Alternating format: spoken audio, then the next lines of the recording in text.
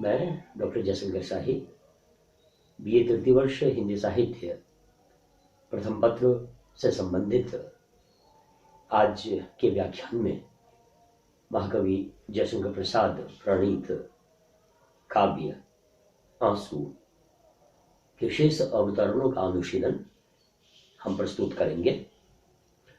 अब तक हमने पिछले व्याख्यानों के माध्यम से यह जाना कि प्रसाद के द्वारा रचित यह कविता आत्म अभिव्यक्ति की कविता है, अर्थात सब्जेक्टिव पोएट्री का उदाहरण आंसू काव्य है।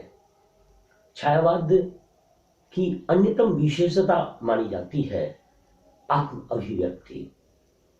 महादेव वर्मा ने भी आत्म अभिव्यक्ति की है, व्यक्तिगत वेदना को प्रस्तुत किया है अपने गीतों में। सुमित्रा नंदन पंत ने भी बहुत सारी कविताओं में अपने व्यक्तिगत सुख दुख को प्रकट किया है।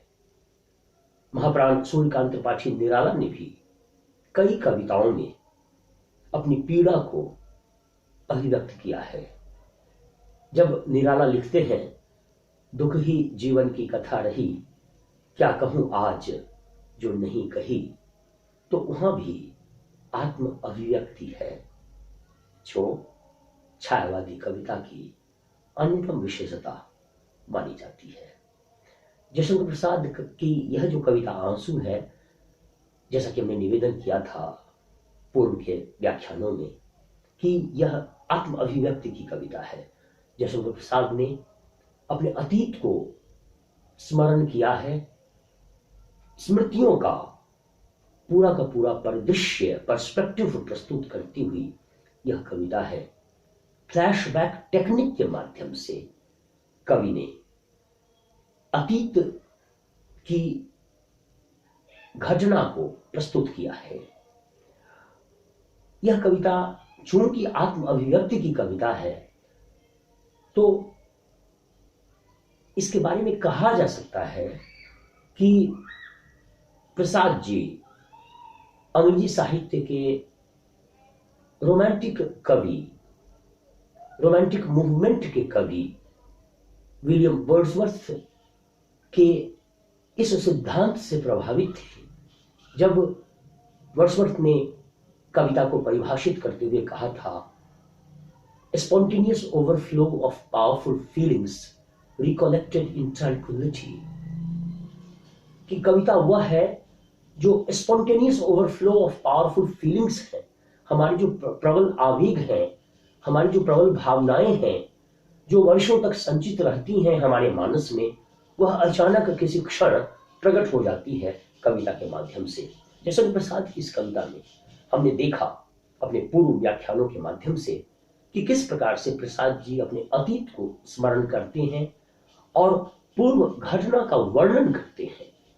तो वर्ड्सवर्थ के काव्य के सिद्धांत से ऐसा लगता है और ऐसा मेरा मानना है कि जयशंकर प्रसाद प्रभावित हैं।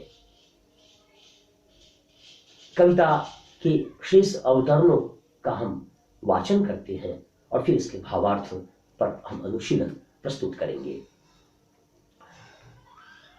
शीतल ज्वाला जलती है, ईंधन होता दृग जल का। शीतल ज्वाला जलती है, ईंधन होता दृग जल का। यह व्यर्थ सांस चल चल कर करती है काम अनिल का। वही तुक की योजना, वही छंद योजना, सरल सुबोध शब्दावली। पहले भावार्थ देख लेते हैं। शीतल ज्वाला जलती है, ईंधन होता दृग जल का। पिछले अवतरणों में हमने देखा था कि किस प्रकार से प्रसाद जी ने कहा कि कवि का हृदय स्मृतियों की एक बस्ती बन गई है, एक ऐसा कस्बा, एक ऐसा इलाका, एक ऐसा अंचल, एक ऐसा क्षेत्र हो गया है जहां स्मृतियां ही स्मृतियां हैं। मल्टीपल मेमोरीज, अनगिनत असंख्य स्मृतियों की बस्ती बस गई है कवि के हृदय में। पिछले अवतरणों में हमने चर्चा की थी। यह विरह का काव्य है और पिछले किसी व्याख्यान में हमने चर्चा की थी कि कविता के बारे में कहा ही जाता है कि कविता का जन्म करुणा से होता है, वेदना से होता है। जब छायावादी कवि सुमित्रा नंदन पंत ने लिखा, वियोगी होगा पहला कवि, आह से बुझा होगा गान, उमड़कर आंखों से चुपचाप वही होगी कविता अनजान।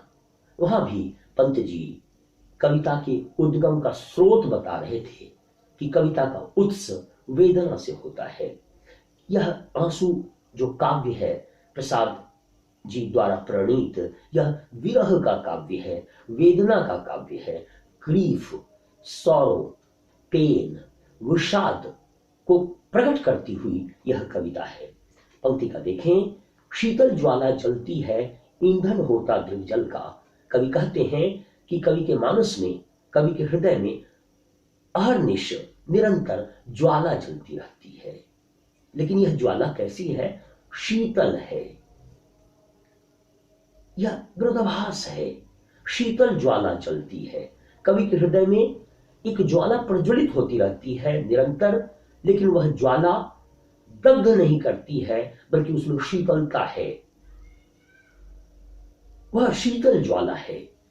शीतल ज्वाला शब्दों का जो संयोजन है, इससे स्पष्ट होता है कि इसमें विरोधाभास है। अंग्रेजी में जिसे पैराडॉक्स कहते हैं कि ज्वाला शीतल कैसे हो सकती है। ज्वाला प्रज्वलित होती है, ज्वाला में दाहकता होती है, ज्वाला में ताप होता है, ज्वाला हमें तप्त करता है। लेकिन महाकवि प्रसाद यहां जिस ज्वाला की चर्चा कर रहे हैं, वह ज्वाला दाहकता से युक्त नहीं है, ताप से युक्त नहीं है, बल्कि शीतलता से पूर्ण है। वह ज्वाला शीतल है, ठंडी ज्वाला है।